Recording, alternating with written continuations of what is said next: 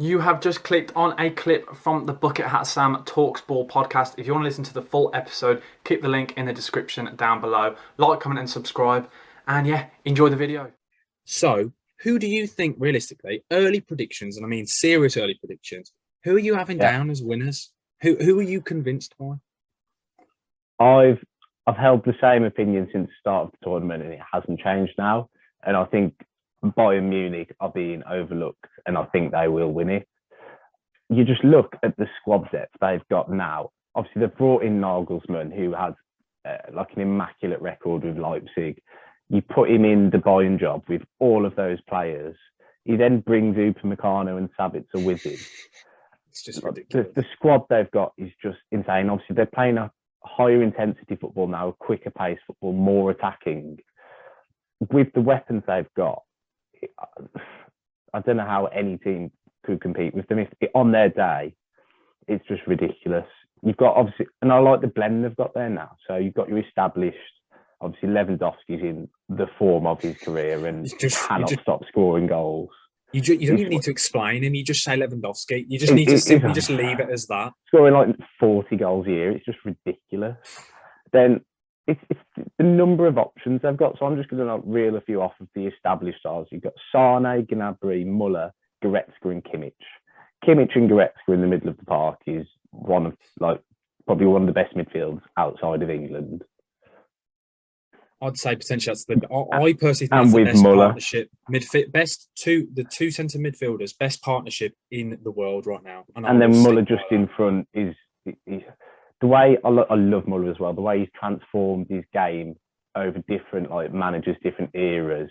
What a player! And with age, he's realised that he's slowing down and things. Like, I love the way he plays. So you've got all those older, experienced players that have been there, done it, won it all for Bayern. You've got the new ones, like I mentioned, Upamecano and Sabitzer. I don't know how much of a role they're going to have. They're going to find it hard to get in that team, really. And then you've got all the French. You've got 4 French internationals: Hernandez, Pavard, Tolisso, and Coman. Like the 2 starting fullbacks for France, they've got, and that's without mentioning Alphonso Davies, who it is stacked. Who won the Champions League. Was a massive factor in them winning the Champions League last time. I just feel like the depth they've got, the manager as well, the intensity they're playing at, they'll probably steamroll the Bundesliga. And that's if they're 10 points clear going into the knockouts, they can just coast in the league. And then with the squad they've got, put all their eggs into the Champions League. I think they're going to be hard to stop. But it's a knockout tournament, so yeah, that's my only thing with exactly anything can happen. I know what you're going to say with Bayern, and I completely agree with you.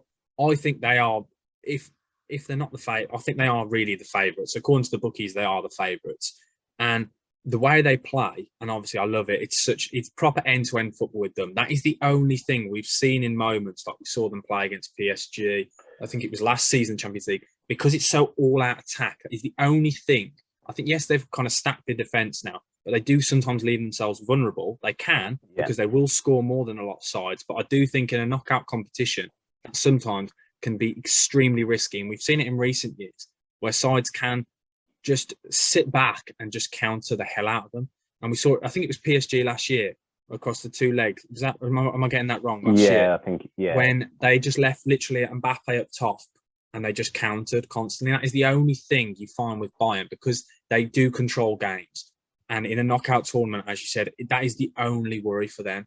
But I think it is kind of their tournament to lose. But I'm going to try and go with a bit of an outsider then. And there's quite a few big teams still in it. Could this be Man City's year? We talk about every year that they have got a very strong squad. And at the moment, like when we saw them play against Everton this week, yes, they fell short against PSG.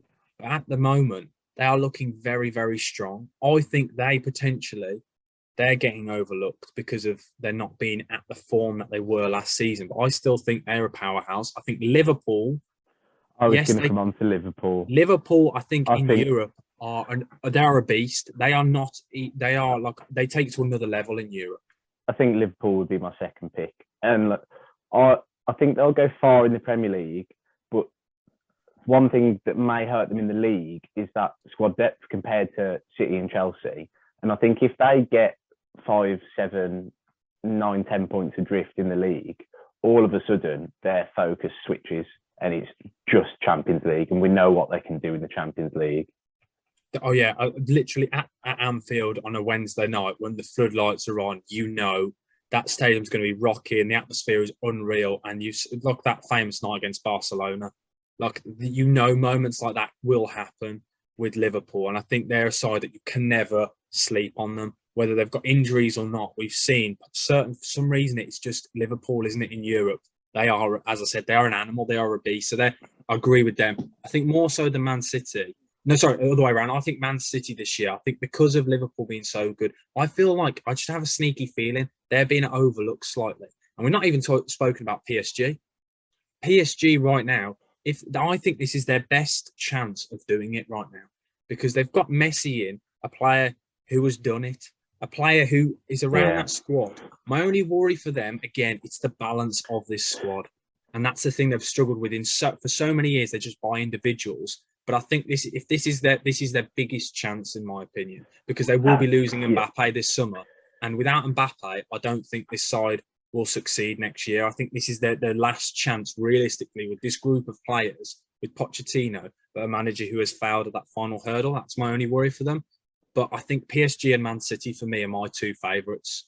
I'm going to go something. I know you've gone Bayern and Liverpool. I'm going to go PSG and Man City. I think two sides which, again, are stacked. I think Man City more so are stacked. But it's that front three.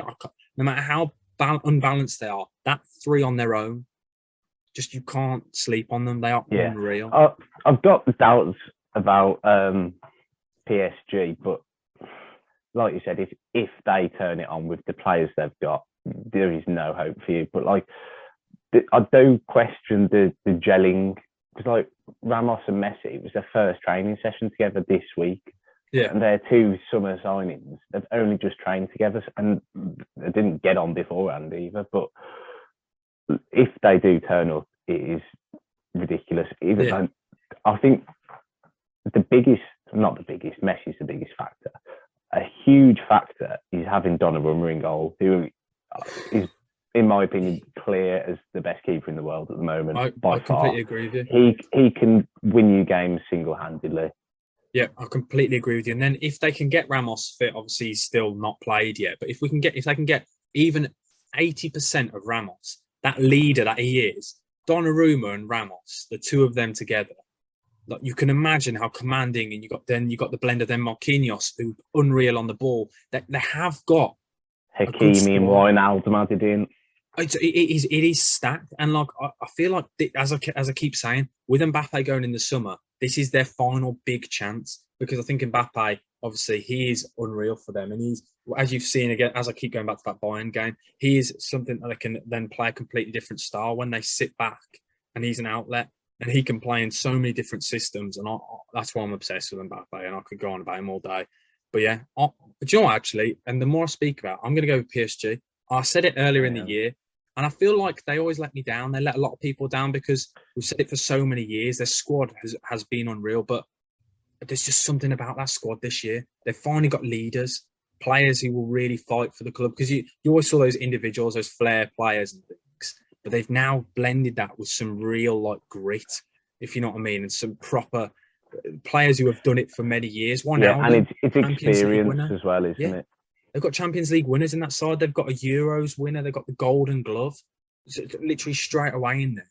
A guy who's averaging, as not 60 or 70% saving accuracy. It's like things like that, little things that will just help them edge and throughout the tournament. I'm really excited. The more I watch them play as well in the Champions League, they're just exciting to watch, because they can be so hit and miss. They'll be off the ball for half an hour. In that 5 minutes with the squad they've got, you saw it against Man City, they can just flick it on. A flick of a switch, they are a different. They only need like one attacking motion, really. Like with the players they've got, they could be pinned in, being battered for 15 minutes, and then within one move, they're up the other end of the field and they've scored. We've not even spoken about Di Maria, like another player that again they've got so much attacking force. It is unreal. But wow, I love the Champions League. I cannot wait for it this year. I think this year.